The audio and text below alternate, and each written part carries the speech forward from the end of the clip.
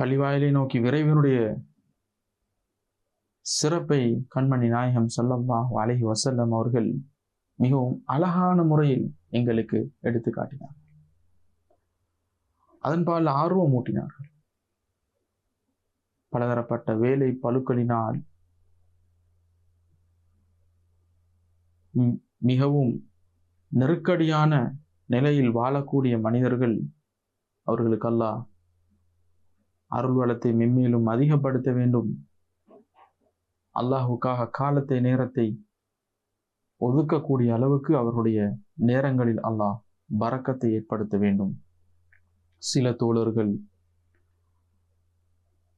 எந்த ஒரு உலகளாவிய நிகழ்வும் பள்ளிவாயிலை நோக்கி அவர்கள் விரைவதை விட்டும் தடுக்காதவைகளாக இருந்து கொண்டிருக்கின்றன.